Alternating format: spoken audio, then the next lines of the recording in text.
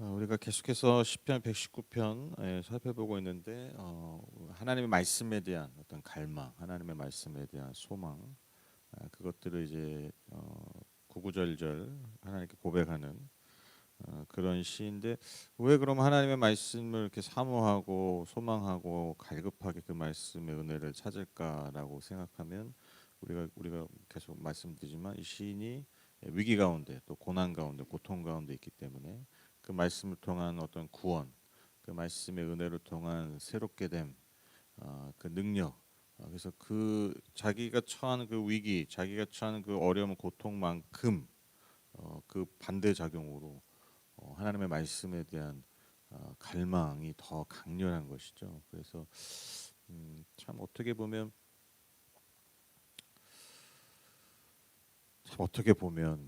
어, 우리가 하나님의 말씀을 따라서 하나님의 구원을 받은 백성으로서 그냥 그 은혜 때문에 아무렇지도 않고 그냥 말 그대로 순적하게 늘 평탄하게 그냥 평안하게 늘 그렇게 가면 참 너무 좋고 이상적이잖아요. 그런데 이제 아시죠? 인간이 안 이상적이잖아요. 그렇죠? 인간이라는 존재가 안 이상적이기 때문에 참 그럴 수가 없어요. 그렇죠? 그러니까 우리가 하나님 앞에 선다라는 게 하나님께 복을 받아서 하나님의 그 은혜 때문에 서는 것도 있지만 또 한편으로는 우리가 참 고난과 역경 때문에 그러니까 참 원치 않는 상황들 때문에 우리가 계속해서 또 하나님을 찾는 게 있습니다. 그렇죠? 그럼 왜 내가 계속 예수 믿고 하나님 믿는데 왜 나한테 여전히 이런 일이 있을까? 그 여전히 그런 일이 있으니까 여전히 믿고 있는 거거든요. 이 굉장히 역설적인 거죠. 음, 제가 지난주에 저희 밥 먹고 이제 우리 이우성 집사님이랑 이제 뭐 이런저런 얘기를 잠깐 나눴는데 허리가 안 좋으시잖아요. 그래서 허리가 요즘 어떠시냐 근데 되게 더 안 좋아하셨다고. 그래서 예전에 이제 뭐 주사 맞고 하면 이제 그래도 좀 버튼 시간 좀 길었는데 이제 이게 점점 짧아진대요. 그래서 이제 안 좋은 상황에서 요즘 한 100에서 200m만 걸어도 통증이 와서 그좀 굉장히 심각한 거잖아요. 그래서 지금 수술할까 고민 중이시라고. 그래서 참 너무 이게 저도 뭐 허리 뭐 잠깐 아파본 적이 몇 번 진짜 삶의 질이 너무 떨어지잖아요. 근데 이제 그렇게 얘기하시다고 해서 요즘 운동도 못 간다고요. 볼링 너무 좋아하셔가지고 딱 하시는 말씀 웃으시면서 그래서 요즘 매주 나오잖아요. 그러더라고요. 매주 나오시니까 중간중간 이제 이렇게 빠지셨잖아요. 이제 그게 그리고 볼링 모임이 있어가지고 이렇게 빠지셨는데 요즘 매주 나오는 게 허리가 너무 아파서 이게 뭐 운동을 할 수가 없대요. 그래서 하여튼 뭐 얘기 한참 듣다가 이제 수술을 웬만하면 안 하면 좋다니까 그래서 제가 정말 열심히 제가 기도하겠다고 예, 웬만하면 수술 안 하게 제가 열심히 기도하겠다고 이제 그렇게 이제 마무리를 했는데 근데 제가 이제 집에 잠깐 그 생각을 잠깐 생각해 보니까 잘 생각해 보세요. 그 생각이 들더라고요. 이걸 기도를 해야 되나? 그렇죠? 그 생각이 들더라고요. 이걸 기도를 해야 되나? 낫는 게 이게 맞는 건가? 그러니까 당연히 기도해야죠. 근데 그러니까 이게 지금 우리 현실이라는 거 이게 뭐 집사님 뭐 그런 게 아니라 우리끼리 얘기지.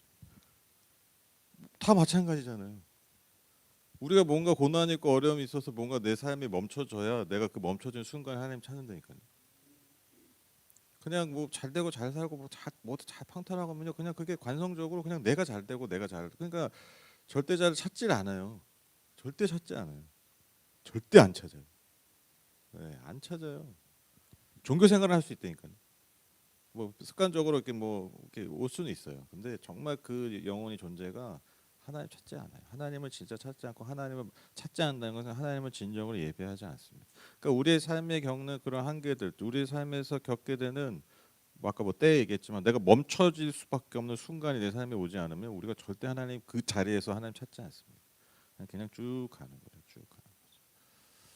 그래서 참 이게 참 말씀도 하나님도 너무 이상적이시지만 우리 인간이 이상적이지 않기 때문에 그래서 어쩔 수 없이 고난이 우리 삶에 존재할 수밖에 없다는데 그것이 결국 또 나를 위함이다라는 것을 우리가 고백할 수밖에 없는 것이죠. 그러니까 우리가 이 시인이 이렇게 하나님 말씀에서 뭐 시편 119편이나 이 어마어마한 시를 쓴 것도 이 막 170 몇 절까지 있는 이 성경에서 가장 볼륨이 큰 이 구구절절한 이 시를 쓴 것도 기념비적인 시잖아요. 어떻게 보면 인류 역사에. 근데 그 기념비적인 시를 쓰려니까 뭔 일이 있었던 거예요. 겁나 어렵고 힘든 상황이 있는 거예요, 본인이. 그게 없었으면 이런 기념일적인 시를 썼겠습니까? 그냥 말씀 읽다가 너무 좋아가지고 아우 말씀이 꿀송이처럼 달아 너무 좋아 막 시상이 떠오르네 그래서 썼을까요? 안 떠오르다니까요. 내 삶의 그늘과 내 삶의 골짜기 그 모든 어둠의 그 골짜기들을 사망의 음침한 골짜기를 지날 때 뭐가 떠오르냐 시상이 떠오릅니다.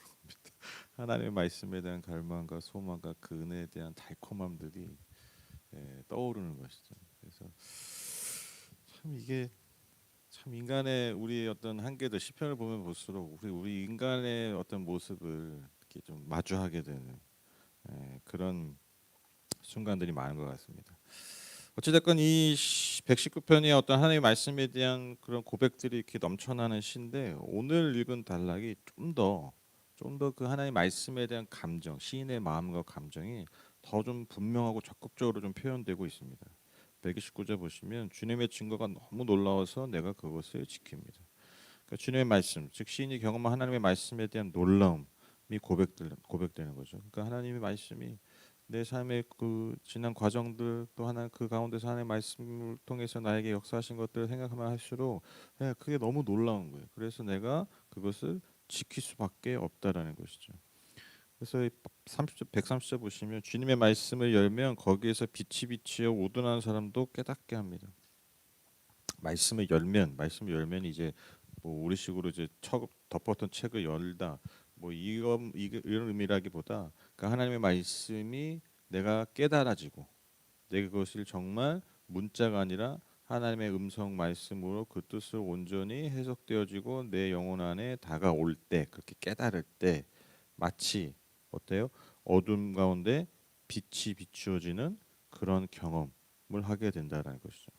또 우둔한 사람이 어떤 사람입니까? 어리석고 특별히 여기서 성경에서 보통 어리석다라는 건요, 그냥 뭐 지적으로 지능적으로 뭐 문제가 있는 사람을 얘기하는 게 아닙니다. 하나님의 뜻과 그 하나님의 말씀을 깨닫지 못하고 받아들이지 못하는 사람들, 그 오히려 그것을 거절하는 사람들, 거부하는 사람들, 이러한 사람들을 어리석은 사람이다. 그렇게 보통 성경은 이야기합니다. 그러니까 하나님의 말씀을 온전히 깨닫게 되면 그 우둔했던 즉 하나님의 말씀을 깨닫지 못하고 알지 못했던 자들이 그것을 깨닫게 되고 하나님 주시는 지혜로 그 영혼이 채워진다는 것이죠. 그래서 성경은 그래서 하나님의 말씀을 경외하고 주님을 경외하는 것이 지혜의 근본이다 얘기하잖아요. 그렇죠. 계속해서 강조하는. 그러니까 하나님을 아는 것, 그 말씀을 아는 것이 진정한 지혜이고 진정한 지식입니다. 지식.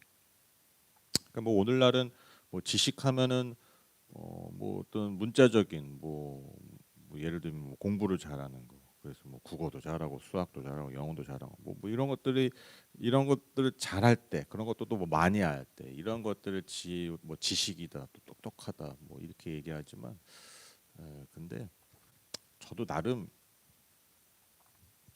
공부 좀 했잖아요. 뭐 석사가 뭐 물론 이제 뭐 박사하시고 더 많이 공부한 분한테는 뭐 진짜 뭐 세 발이 피겠지만 근데 저도 나름 뭐 그냥 이렇게 공부 좀 해보고 해봤는데 공부하는 거를 제가 뭐 폄하하고 이런 게 아니라 그게 있어요. 이게 공부가 고도화되면요 이게 예컨대 그런 겁니다. 이게 예를 들면 중고등학교 대학을 가서 대학원을 가고 뭐 대학원에서 또 막 박사과정하고 거기서 더 공부한 막 사람들 있잖아요. 그러면 이게 뭐 어떻게 공부가 되냐면 쉽게 얘기하면 더 그 전문화되기 때문에 이 뭐라 그래요? 이 카테고리가 더 좁아져요. 그러니까 예를 들면 학부 때, 대학 때는 그냥 뭐 구약, 뭐 신약, 개론, 그래서 뭐 이렇게 배우고 뭐 기껏해야 뭐 요한복음이 무슨 내용이 있다 이렇게 그냥 이렇게 좀 훑는 거라면 이제 그 뭐 석사과정 이런 데 가면 그거 하나하나 책 한 권에 이제 막 들어갑니다. 책 한 권을 막 이렇게 파요. 그리고 예를 들면 제가 이제 논문을 썼잖아요, 석사. 그러면은 제가 쓴 게 뭐냐면 전도서 안에 있는 부에 관한 거. 그러니까 전도서에서도 부에 관한 걸 배우는 거예요. 그걸 내가 공부하는 거예요. 더 깊게. 근데 이제 박사 일을 가면요 거기서 더 좁혀져요. 그러니까 점점점 그러니까 세분화되는 거예요. 그러니까 뭐 예를 들면 파리를 연구한다. 그럼 대학 때는 그냥 파리. 근데 그 석사 과정 보면은 파리의 그 발. 박사과정 뭐 하냐? 그 발에 있는 발톱에 낀 깨. 발톱에 낀 때. 좀 비유하자면 굳이 그게 무슨 의미일까? 막 이렇게 더 깊게 디테일하게. 우리가 이제 그런 열매들 우리가 이제 알게 모르게 먹고 있는 거죠. 그렇게 연구한 사람들, 그렇게 공부한 지식 공부한 사람들이 먹고 있는 거지만, 근데 문제가 뭐냐면 제가 공부를 하면 할수록 이렇게 좀 제 스스로 느낀 게 뭐냐면 이렇게 사람의 시야가 좁아지더라고. 그러니까 이게 깊게 하면 더 깊게 알 수도 있는데 그만큼 또 이렇게 좁아지는 게 있어. 그래서 좀 이게 뭐 녹화돼 우리만 보니까 어차피 제가 솔직히 말하면 제가 이제 공부하면서 올라갈수록 저분은 정말 저런 것만 아는구나. 그러니까 좀 심하게 얘기하면 와, 진짜 다른 면에서 너무 멍청해. 그러니까 여러분 생각해보세요. 뭔가 하나 내가 박사를 하려면요 거의 20년을 이상은 최소 공부해야 돼요. 그러니까 뭐만 해야 돼? 거의 책상에서 공부만 해야 돼. 뭐 다양한 사회적 경험을 할 게 확실히 떨어질 수밖에 없어요. 개 중에 이제 진짜 똑똑하고 하는 분들은 이렇게 넓은 분도 있는데 제가 이렇게 좀 직간접적으로 경험했던 수많은 뭐 박사니 교수니 하는 분들 보면 한마디로 얘기하면 좀 멍청하다. 좀 다른 면에서 너무 몰라. 그것만 알아. 그래서 이제 주변 가족들 좀 고생하겠다. 막 이런 생각도 할 때도 있고. 왜냐면 챙겨줘야 돼요. 너무 몰라서. 그러니까 여러분 뭐 박사님 교수님 이제 그 영역에서는 존경할 수 있고 하지만 다른 부분에서는 그냥 평범한 삶을 사시는 분들이 훨씬 뛰어난 게 많아요. 뭐 그분한테 미룰 필요 없어요. 솔직히. 그냥 그 부분에서 잘하는 거지. 더 뭐 하는 거 없습니다. 뭐 그 책상에 오래 앉아 있다 그러면 더 사람이 지혜롭고 그렇게 되지 않아요. 오히려 더 시각이 좁아질 수 있어요. 어떻게 공부하느냐, 어떻게 그 지식들을 내가 잘 풀어내느냐, 이제 그게 문제인 거죠, 그렇죠? 그래서 여러분 우리가 뭐 지식을 알면 뭐 얼마나 알겠습니까? 우리가 뭘 알면 뭐 얼마나 알겠어요, 그렇죠? 저는 가끔 예전에 이렇게 서점 가면요, 너무 좋으면서 한편으로는 정말 진짜 겸허해지는 마음이 들어요. 왜? 오늘도 수도 없이 수십 수백 권의 책이 매일매일 쏟아질 텐데 내가 거기서 읽은 책이 몇 권이 되겠어요? 저 그때 꽤 책 많이 읽을 때였거든요. 근데 겸손해져요 인간이 스스로. 정말 얼마나 알겠어요 우리가 지식을 알아봤자. 겸손해야 됩니다. 그러니까 하나님을 아는 것이 지식의 지다. 이게 종교적인 얘기만이 아니라 이 얘기를 하려고 얘기한 거예요. 종교적인 게 아니라 그게 삶의 자세를 얘기하는 거예요. 삶의 자세. 삶의 자세. 우리의 삶에서 무엇을 아는 것이 진짜 알민가. 그러니까 내 존재 연약함. 그러니까 하나님을 알고 하나님의 말씀을 내가 겸손히 받아들이는 건 뭐냐면 그 바탕이 뭐냐면 내가 어떤 존재인지를 아는 거예요. 내가 그것을 겸손히 인정할 때 진정 하나님을 아는 지식이 생긴다라는 것이죠. 그래서 그게 우둔한 사람에서 지혜 있는 자, 깨달은 자로서 변화되는 순간인 것입니다. 그래서 말씀이 열려야 돼요. 우리의 삶에 하나님의 말씀의 빛이 비춰져야 됩니다. 깨달아야 됩니다. 그래야 우리의 우둔함과 우리 안에 있는 어둠이 그 말씀 빛으로 밝게 비춰지게 되는 것입니다.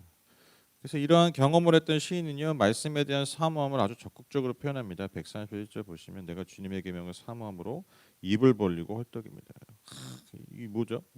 입을 벌리고 헐떡인다는 게 뭐예요? 뭐가 생각나세요? 입을 벌리고 헐떡이는 게 뭐가 있어요? 개. 그 제가 이제 하도 이제 뭐 말씀드렸잖아요. 제가 좀 강아지 이렇게 몇 개 보다 보니까 이제 제 인스타나 뭐 그 유튜브 이렇게 보면 그 강아지나 개 영상 많이 올라오거든요. 근데 그 제가 이렇게 보는 것 중에 하나가 그 큰 게 그 먹이 먹이는 거 있어요. 큰 게 이렇게 뭐 먹이 먹는 그 먹는 그 먹방 같은 개 먹방도 있어요. 그래서 막 진짜 생고기 같은 거 막 뼈째 먹고 막 그러니까 근데 그 소리를 좋아하는 거예요 사람들이 막 아그작 하니까 이제 큰 게 그냥 너무 잘 먹는. 그래서 그 보고 있는데 이제 주인이 그 훈련을 잘 시킨 거죠. 이렇게 막 고기를 하나씩 놔요 막 각 부위별로. 그럼 애가 거기에 딱 앉아서 이러고 있어. 절대 안 먹어요. 그냥 보고만 있어. 근데 진짜로 과장이 아니라 침을 질질 흘려요. 통제가 안 되나 봐요. 우리는 이렇게 좀 군침이 돌면 좀 삼키잖아요. 걔들은 그게 안 되나 봐요.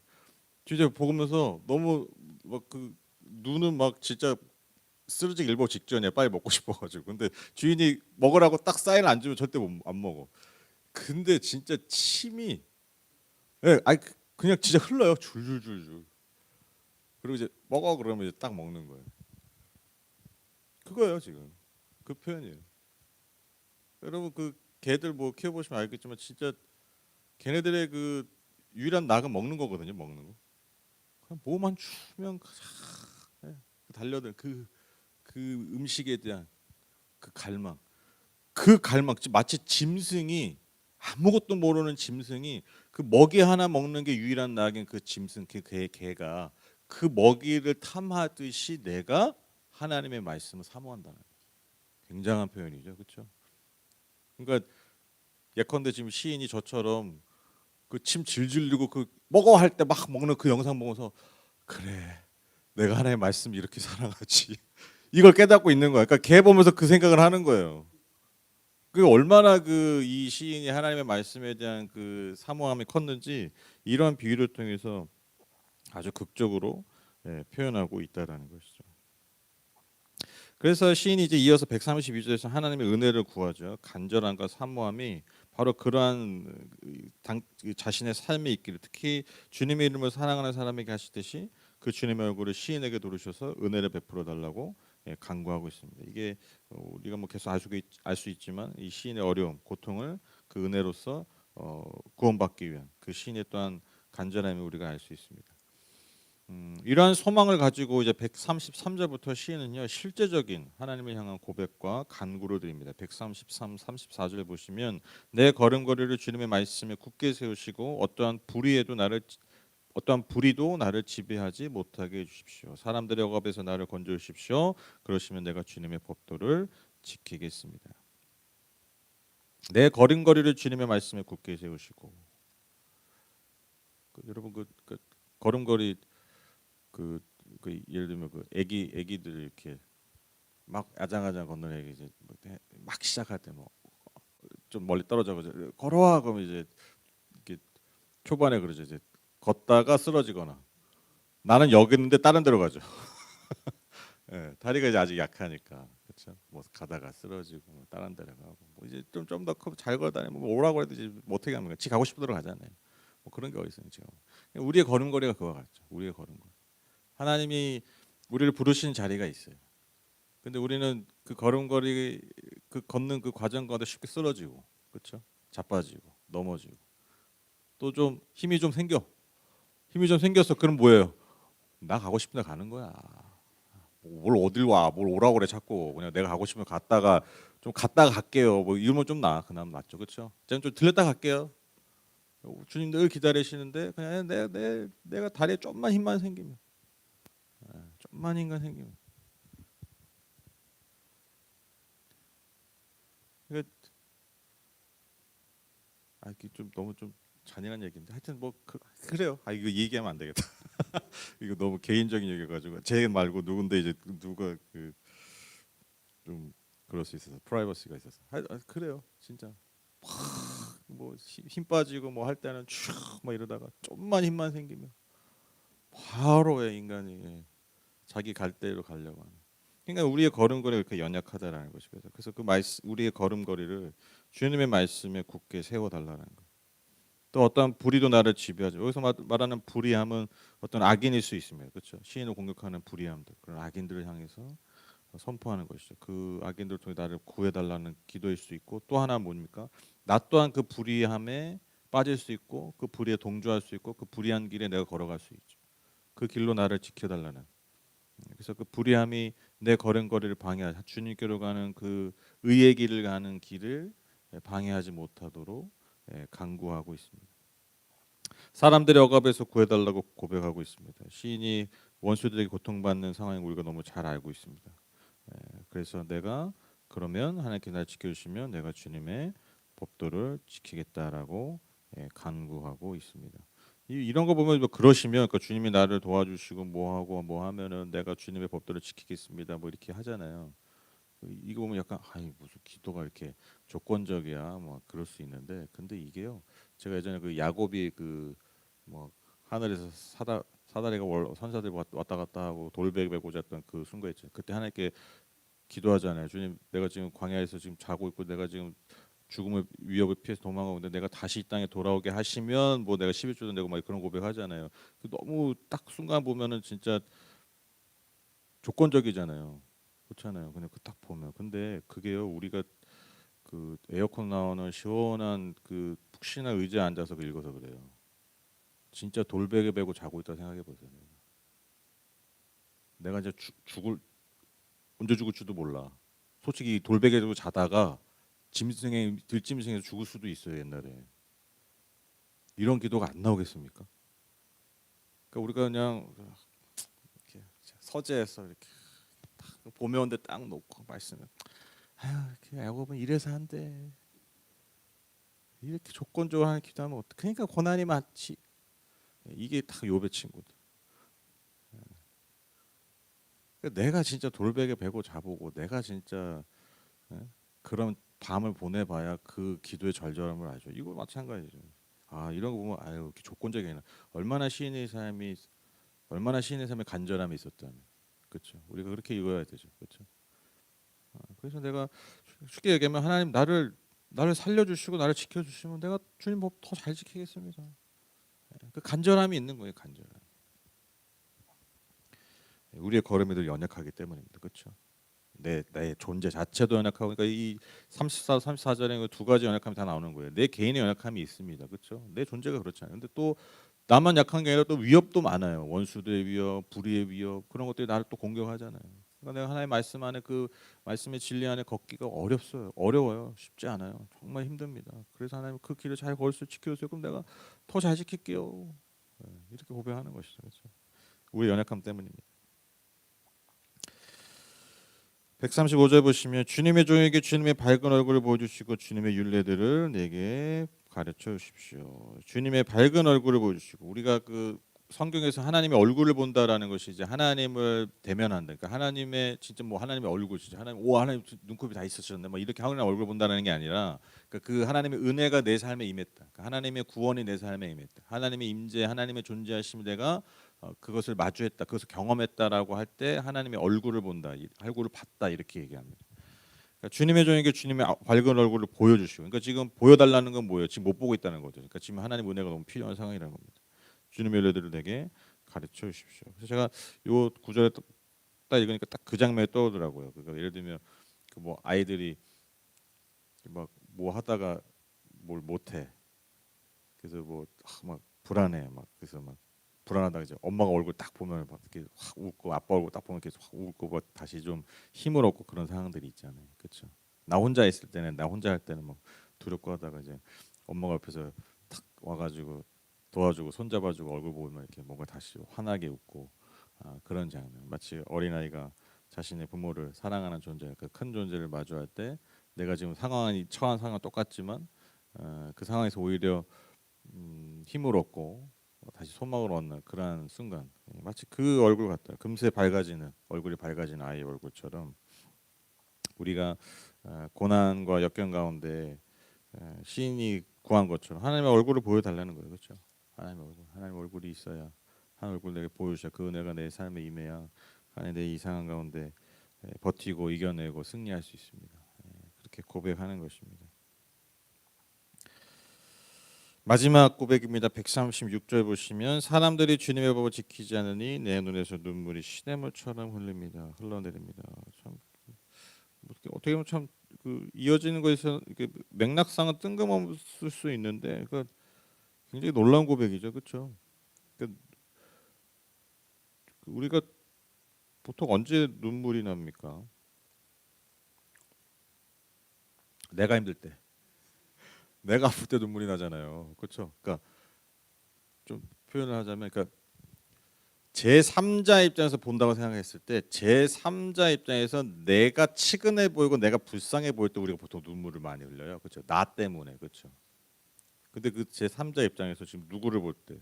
다른 이들을 볼 때. 근데 그 다른 이들이 어떤 이들입니까? 뭐 예를 들면 내가 사랑하는 사람이야. 내 가족이야. 뭐 그 사람들이 어려움을 겪고 있어. 그러면 또 눈물 날 수도 있죠. 그런데 지금 여기서 말하는 사람은 어떤 사람입니까? 주님의 법을 지키지 않는 사람. 여기에 누구도 포함되냐면요. 원수도 포함돼요. 원수만을 고백하는 건 아니겠지만 보통 주님의 말씀을 알지 못하는 사람들이 어떤 사람이냐? 내 원수들이에요. 그 모든 걸 포함해 가지고 그런 사람들을 볼 때 뭐가 어떤 감정이 드는 거예요? 내가 슬픈 거예요. 내가 마음이 아픈. 그래서 눈물을 흘리는데 눈물이 그냥 찔끔 나는 게 아니라 찔끔 나가지고 아우 내가 그래도 좀 긍휼함이 남아 있었네 뭐 이 수준이 아니야. 정말 그러니까 이렇게 고백했다는 건 뭐예요? 정말 그렇게 처절하게 그 원수들의 악함을 보면서 그 하나님의 길을 벗어난 사람들을 보면서 뭐 그게 뭐 가까운 사람일 수도 있고 그 모든 걸 포함해서 하나님의 말씀에 벗어난 자들의 삶을 보면서 내가 시냇물처럼 정말 주체할 수 없는 눈물을 흘렸던 경험이 있는 거예요. 놀라운 고백이죠, 그렇죠? 그러니까 내가 이토록 사모하고 갈망하고 이 말씀의 은혜로 내가 지금까지 버티며 살아왔는데 그 은혜가 없는 그 하나님의 말씀의 은혜와 소망이 없는 사람들을 내가 보니까 어느 날 그들 향한 긍휼함이 내 안에 너무 커지는 거예요. 가슴이 아픈 거예요. 그러니까 여러분 이 우리가 시편을 통해서 또 우리가 항상 깨닫게 되는 게 뭐냐면 여러분 그 예수 그리스도에 대한 어떤 예표, 예수 그리스도에 대한 인격, 예수 그리스도의 삶과 사역에 대한 인격에 대한 그 예표들이 많잖아요. 그러니까 지금 이 눈물이 결국 누구의 눈물입니까? 그게 예수님의 눈물이에요. 여러분 예수님이 십자가에서 죽으시기 전에 뭐라고 고백하십니까? 주님, 저들은 저들이 하는 일을 알지 못합니다. 이게 이 고백이에요. 이게. 저들이 하는 일을 모르니까. 그러니까 왜 몰라요? 하나님의 말씀을 모르니까. 하나님의 말씀을 깨닫지 못하니까. 그 말씀의 빛이 그들에게 비춰져서 그 우둔함들이 벗어지지 않으니까요. 그들이 지금 해서는 안 될 그 일들을 하고 있는 거예요. 예수 그리스도 하나님의 아들을 십자가 못 박는 일들을 버리고. 근데 그것을 향해서 하나님, 와, 내가 진짜 오늘까지만 참는데 진짜 하나님 부활하면 하나님 아시죠? 저한테 잠깐만 시간 주세요. 그런 분노와 그런 그 복수에 대한 그 감정으로 불타오르셨다는 게 아니라 오히려 그 상황에서 뭐가 가득 차신 거예요? 그들을 향한 긍휼함. 그 긍휼함이 그분 안에 가득 차 넘쳐 흘러다 보니까 그런 고백을 하신 거죠. 마찬가지입니다. 이 시인의 고백이 마찬가지. 그들에 대한 어려움이 있었겠죠. 원수들이랑 고통이 있었겠죠. 그리고 뭐 하나님의 말씀 벗어난 사람들 보면서 이해 안 되고 또 때로는 정죄하는 마음도 있었겠죠. 당연히 있었겠죠. 그러나 그 모든 감정 가운데 살다가 어느 날 그들 향한 긍휼함이 너무 커지는 거예요. 이게 여러분 진짜 하나님의 은혜를 아는 자의 모습. 하나님의 은혜를 우리가 진짜 알 때. 그러니까 이런 마음이 어떻게 오냐고요. 다시 돌아가는 거예요. 말씀의 은혜를 내가 진짜 깨달으면 은혜가 오는 거예요. 오늘 진짜 내가 말씀을 막 깨달아가지고 진짜 와 막 열렸어 막 뭐가 진짜 막 뭐가 막 깨달음 막 열렸어 막 지혜와 지식이 내 안에 열렸어. 보통 인간들이 뭐 많이 하는 줄 아세요? 정죄 많이 해요. 판단 많이 해요.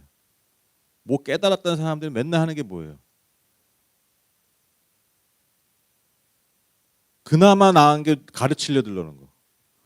그나마 좀 괜찮은 게 좀 가르치려 들려는 거지. 대부분 뭐 하냐면 정죄하고 판단합니다. 그 깨달음으로. 근데 진짜 우리가 말씀을 깨닫고 말씀의 은혜를 깨달으면요 뭐가 많아지는 거예요? 긍휼함이 커지는 거예요. 내 품이 넓어져. 이게 진짜 은혜를 아는 겁니다. 그렇죠? 그래서 저는 개인적으로 그래서 너무 좀 점검이 필요해요. 막 우리도 큐티도 열심히 해야 되고 막 묵상도 열심히 해야 되고 성경 공부도 열심히 해야 되는데 중간중간 점검해야 돼요. 이걸 내가 말씀을 계속 공부하고 깨닫고 알수록 내 품이 넓어지냐. 그러니까 이 표현을 참 좋아하는데 품이 넓어지냐는 거예요. 품이 사람을 뽑는 사람을 품는 사람을 수용하는 품이 넓어지군요. 이게 진짜 말씀을 그 말씀 안에 있는 하나님의 성품과 그 은혜, 우리를 향한 그 하나님의 계시와 그 진리를 정말 깨달어 알 때 벌어지는 분명한 현상이에요. 그렇죠? 그 현시가 예수님이잖아요. 말씀 자체이신 그리스도가 이 땅에 오셔서 하신 게 뭐예요? 그냥 다 품어버리신 거잖아요. 좀 표현을 강하게 하자면 말씀 진리 이 땅에 오셔가지고 다 작살내신 게 아니잖아요. 야, 내가 말씀이야. 내가 존재 자체가 말씀이야. 니들 다 죽었어. 하나하나 막 들어가면서 내가 다 알고 있어. 니들 뭐 하는지 다 드러내가지고 정죄하고 그냥 막 다 박살내고 작살내는 게 아니라 내가 너희를 안다는 거예요. 그래서 그 말씀을 너희를 품으로 오신 거죠. 이게 진짜 깨달음이에요. 그래서 여러분 우리가 영혼을 향한 눈물이라는 건요. 그 하나님의 은혜에 대한 그 내 존재가 그 은혜 아래 있다라는 너무나 중요한 증거입니다. 내가 영혼을 보면서 울고 있다라는 그 눈물이 우리에게 참 필요합니다. 특히 하나님을 알지 못한 영혼들을 향한 그 눈물이 우리 안에 있어야 돼요. 근데 보통 우리는 판단이 많습니다. 정죄가 많습니다. 그렇죠? 그러니까 지금 뭐 맨날 그 뭐 시위하고 하는 그런 뭐 광장에 나가고 하는 분들 정반대 딱 그거잖아요. 그냥 말씀이 뭐 쫓쫓 진리의 말씀이 누가 돌아오겠어요, 누가. 그들끼리는 더 공고해질 수 있지만, 그렇죠? 누가 돌아오겠습니까? 그리스도가 그렇게 하셨냐는 거예요. 그리스도 십자가에서 탁 달리는 척하다가 탁 속았지 하면서 그냥 막 내가 왜 죽어 이씨 그러면서 막 다 죽어 니들이 죽어야지 그러면서 막 말씀을 막 칼날 뭐 니들이 이거 잘못 저거 잘못 그러지 않잖아요. 그냥 품고 죽으시잖아요. 그게 우리 구원하는 거예요.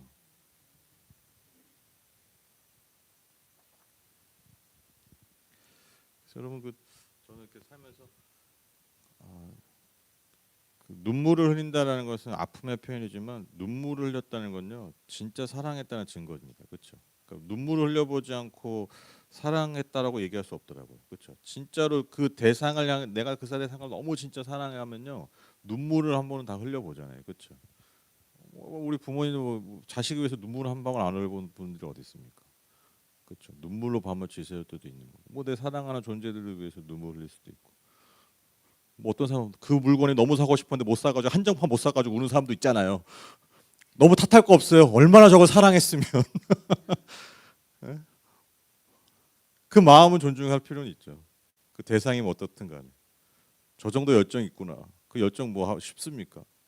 그런 열정도 없이 사는 사람 얼마나 많은데.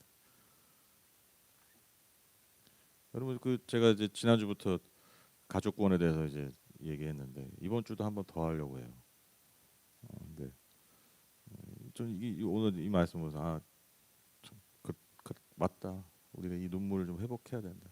이게 그리스도의 마음이라는 거예요. 그리스도의 마음. 우리가 맨날 기도하고 맨날 뭐 말씀 읽고 말씀 보고 뭐 성경 공부하고 뭐 시편을 막 119편까지 지금 4년째 보고 있고 막 뭐 아는 거 많아지는데 그 아는 게 많아질수록 에, 우리 하나님의 마음을 진짜 알고 있는가? 하나님의 마음에 대해 품고 정말 영혼들을 위해서 눈물을 흘리고 있는가? 우리가 한번 돌아봐야 되지 않나? 그런 생각 해보게 됩니다. 그래서 하나님의 그 말씀 안에 그 복음의 능력과 소망 안에 살지 않는 많은 영혼들을 향한 우리의 긍휼함들, 그리스도께서 주시는 긍휼함들이 그 눈물들이 우리 안에서 회복됐으면 좋겠습니다. 눈물 안에 담긴 사랑이 있습니다. 그리고 그 눈물 안에 담긴 이 사랑이 한 영혼을 구원합니다. 그리고 눈물을 흘리는 내가 또 나를 구원합니다. 그 눈물이 살아 있을 때 우리 안에 이 눈물이 이 교회 안에서 정말 이 시인의 고백처럼 각 가정으로 또 세상 곳곳으로 시냇물처럼 그 눈물이 흘러가는 이 공동체 또 저와 여러분의 삶이 되셨으면 좋겠습니다. 찬양하실까요?